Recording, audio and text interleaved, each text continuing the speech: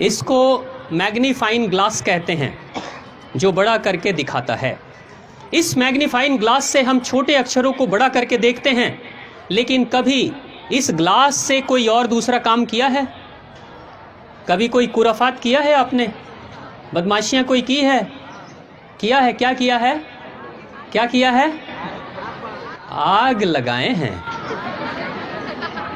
कहां पे आग लगाए? हाथ में आग लगा दिए, कागज पे। ठीक है, अब एक बात बताओ, सभी जानते हैं, एक बाबूजी को पता चला वो तो इस वाले ग्लास से बच्चों से मांग के और अपनी बीड़ी सुलगा लिया करते थे। इस ग्लास में वो शक्ति है, लेकिन ध्यान से सोचना जरा। बस एक छोटा सा चिंतन में आपके सामने एक सवाल रख रहा हूं।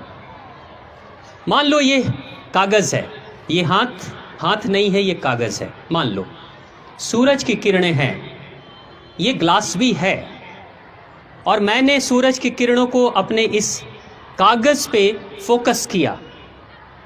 कितने देर में कागज में आग लगती है? 2 मिनट, 3 मिनट, 4 मिनट में आग लगती है ना? 3 से 4 मिनट पे कागज पे फोकस मैं कर दूंगा तो आग लग जाएगी। किरणें सूरज की हैं, ग्लास ये है और कागज है, तीनों को एक साथ एक जगह पे रखा, आग लग जाएगी।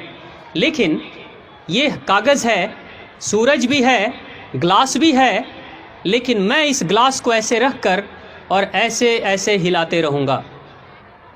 कितनी देर में आग लगेगी? कितनी देर में आग लगेगी? जोर से बोलो। नहीं लगेगी? 1 घंटा, 2 घंटा, दिन भर? नहीं, पूरे दिन भर कागज रहेगा, सूरज की किरणें रहेंगी, ये ग्लास रहेगा, मैं भी रहूँगा, लेकिन आग नहीं लगेगी। क्यों? क्योंकि अपने फोकस को मैं बार बार हिला रहा था। एक बिंदु पे मैंने उसे रोक कर नहीं रखा। ये शीशा, ये ग्लास कौन है? कौन है ये? कौन है? आप हो या आपका मन है? आपका मन है। सूरज है, सूरज रूपी शक्ति देने वाला पिता है, यानी हमारे घर के माता पिता हैं।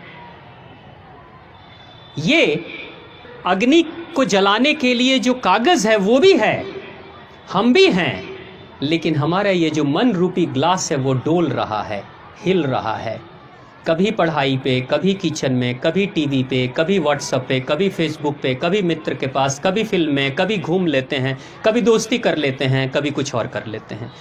अगर मन बार बार डोलते रहेगा, हिलते रहेगा, सब कुछ होगा, ज़िंदगी में सारी चीज़ें होंगी, लेकिन वो नहीं होगा जो आप चाहते हो। आपके सपने जीवन में कभी साकार नहीं होंगे। कितनी भी पढ़ाई कर लोगे, कितने भी अच्छे परिवार से होगे, कभी कुछ नहीं कर पाओगे जीवन में अगर मन आपका डोल रहा होगा तो। लेकिन अगर उस मन रूपी ग्लास को एक बार एक जगह पर टिका दोगे, सिर्फ 1 साल 2 साल, जिंदगी बदल जाएगी। सुभाष चंद्र बोस के पिता बार बार हंसते थे सुभाष चंद्र बोस पर कि तुम जीवन में कुछ कर नहीं पाओगे। सुभाष चंद्र बोस को ये बात बड़ी लगती थी, चोट लगती थी। सुभाष चंद्र बोस ने कहा, मन ही मन कि पिताजी एक दिन मैं दिखाऊंगा कि मैं क्या कर सकता हूं। सुभाष चंद्र बोस विदेश जाते हैं। आईसीएस की पढ़ाई हुआ करती थी लंदन में, जिसमें अंग्रेज छात्रों को उस पढ़ाई की तैयारी करने में 4 वर्ष लगते थे, 4 साल लगते थे।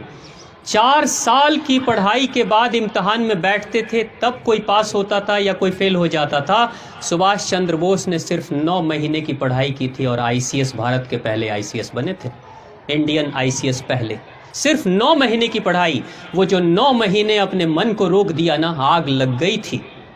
जिस समय सुभाष चंद्र बोस भारत छोड़कर जा रहे थे लंदन, बंदरगाह पे उनके रिश्तेदार और वो खुद, उनके अलावा और कोई दूसरा नहीं था।